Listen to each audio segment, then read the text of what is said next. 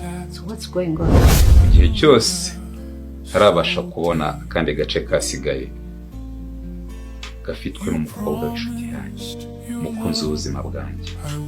Ariko njyewe titre mfite wayizi dore ko ni gitifu uziko hano ari mu rugo rwanjye rwamaze njyomba mu gihuru igirego gikuza mu cyane uragikuza mu cyane ugikuza Shenge kamaganza ntuzongere kurira igiti hasi ntabwo nzongera. Bakunzi ba filime nyarwanda iyi none ije rirurangiza dore filime ndabarahiye. Gitifu Eric namenya ko uyu notera hohotera kanamwambura utwe ari we warokoye akanarera abana bihazacura iki iki kigali kuko Gitifu yongeye kubura yaguze basirika nk'urwibutso akoze ganza reka nanjye ngure kano ndi duhura nzamenya ko ari wowe. Ese nyuma yo gutandukana batabishaka Shenge na Ganza bazongera bahure? Imyaka yose umaze sindakubona wakuyemo aka kantu n'umunsi wa rimwe. Abana b'abandi babatwara abana babandi nonse wowe ko ufite abana batarabawe Juru na Shenge amakashi yose ya murumunange yerekana yuko ari noteri ubu yose ndayafite. Shenge mukobwa wanjye yabaruzi wowe na murumuna wawe umunezero mwazanye mu buzima bwanjye kuva nabarokora impanuka y'imodoka yashyaga mwanyibageje agahinda n'umubabaro by'umugore wanjye n'umwana wanjye bapfuye ntawe uzamenya ko mwitwaga Teta na Tetero. zakashi za noteri zose nyizi zose ubu ngubu turamufite gutya Ziko kana ariko kazatuma menyana na Ganza kanyacira isezerano ryanjye nawe reba ngewe mfite kano gashushanyijeho ngewe nawe afite akanjye akigafite gashushanyijeho Kandi ubu mpamvu ufite icyizere. narahiriye imbere y'Imana n'igihugu ko ntazigera nkoresha ububasha mpabwa n'amategeko mu kazi k'amanyanga mushaka kunduhamo wowe na Gitifu. Sereka unamuna n'ubu nta makuru y'abarumuna bawe tutanafite.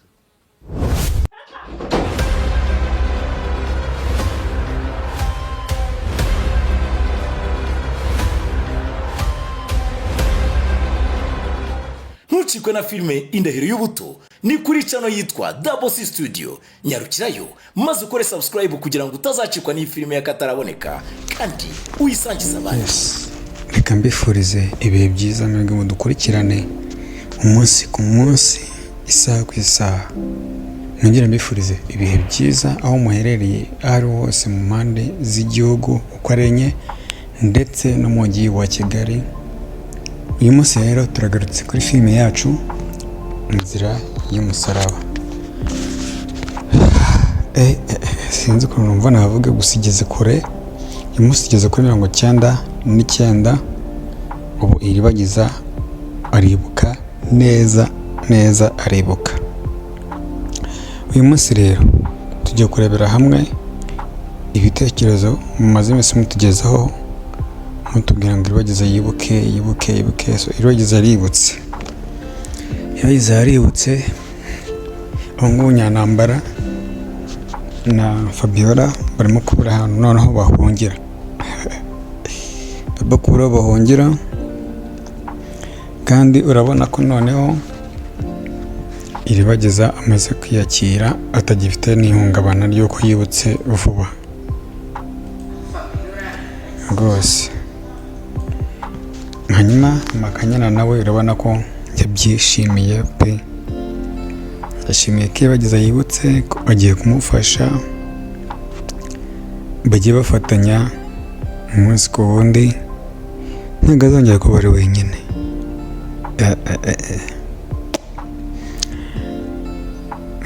Ikintu twakwibaza urabona kimwe, Rugema ari hehe? Rugema kamarade agiye kumukorera iki we na Emile? Bagiye kumukorera iki mu by'ukuri? Sinzi ikintu ngo bagiye kumukorera aka kanya kubera ko Rugema mwibuke ko maze igihe yaraduhangayikishije mu by'ukuri aduteza ibibazo bikomeye, ashimota iki ngaho yishura musaza ngaho yakoze iki, uriya mugabo yakoze ibintu byinshi. ndagira ngo rero uyu munsi tuza kubiganiraho tuvuga ngo ese noneho Iribagiza agiye gukora iki? Ese murabizi ko Iribagiza yemereye Kanyana musaza we yamumwemereye noneho neza ati nzamuguha, nimenye ko ariwe nzamuguha rwose, nta bintu by'umutima mubi. Ubona ko rwose banakundana, ari umuryango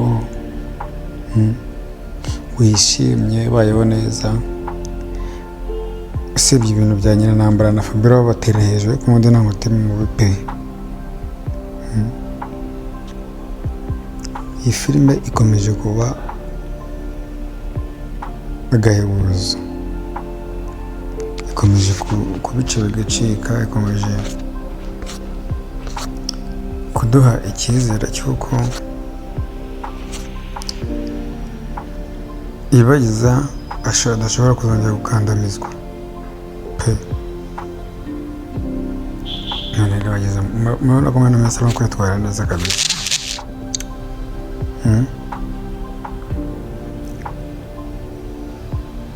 Mwana wese ameze neza, nta kibazo, nta ribige, muri make nta mutima mubi.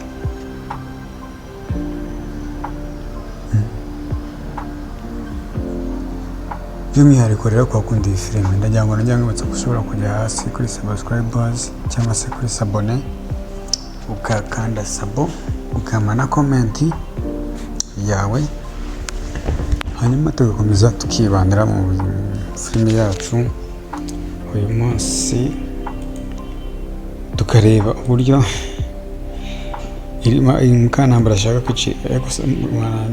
Abantu bashaka bagira ubugome, uzi ko Mukanambara ashaka kongera ashaka kwicira Iribagiza, noneho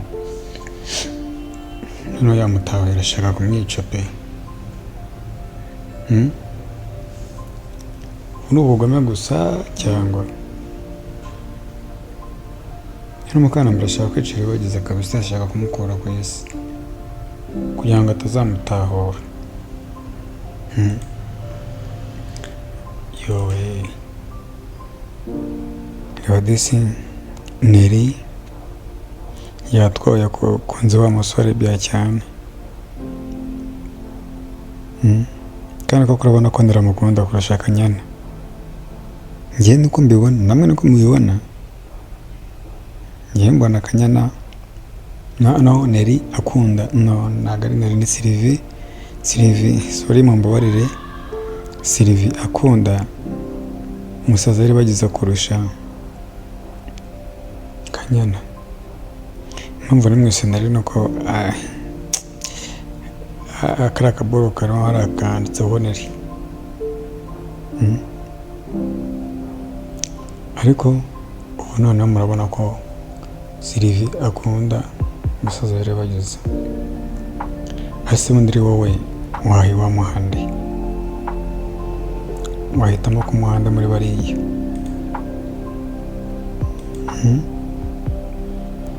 Ubu rero urabona ko Iribagiza yishimye, ameze neza, yishyize ubwenge ku gihe, aravuganira neza, yabaye umwana mwiza, yabaye umuntu muzima, noneho ubwenge bwose, nubwo dogiteri atubwiye ngo umuti wose nturakora, ariko nta kibazo.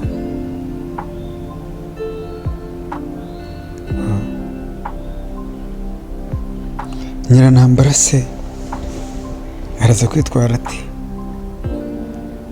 Ko Iribagiza yaributse, aribuka neza, abantu bishimiye ko Iribagiza yibuka, akaba ameze neza rwose. Cyakoze Iribagiza na Kanyana ndabakunda pe, kuko ubanga rwose ntabwo wakanga abantu uzi icyo agomba gukora. Ariko se ko na mbere ya hose twabonaga ari umuntu uca bugufi, azabikomeza cyangwa azaguma ari hejuru nk'uko akangutse ameze. Kurikirana filime iri guca kuri YouTube yitwa Big Family TV, ntikajye gucika.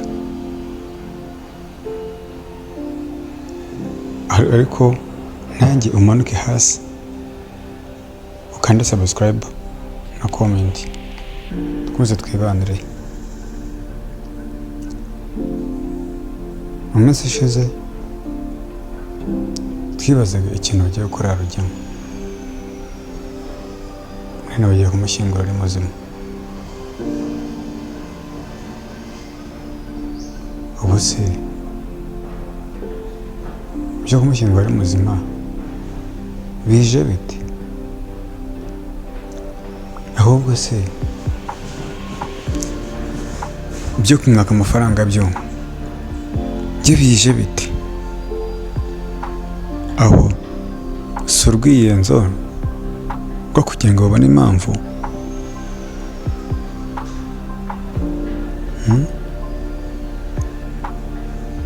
Iyi filime icyarimo amayobera, sinzi irimo murabibona, kuko ahantu igana harakomeye.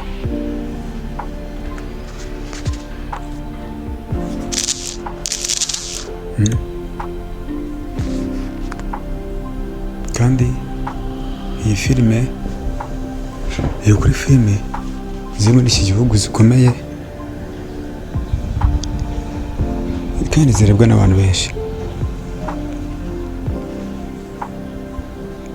Sinzi niba ushobora gufata umwanya ukareba ikiganiro, ukareba na filime nk'iyi ngiyi, ntukuremo isomo. Sinzi uko wabyita, biragoye kubyumva. Ndakwibutsa ko uzajya usiga komenti uzajya wandika komenti hasi tukayisoma, hanyuma tukagusubiza. Ukande sabo, ukande share, hanyuma tugumye tubane, turebe aho iribagiza na Kanyana na Sylvie barimo kurwanira umukunzi aho bigiye kugera. Njye mwari kumwe, nitwa Wize wanyu, naho ubutaha.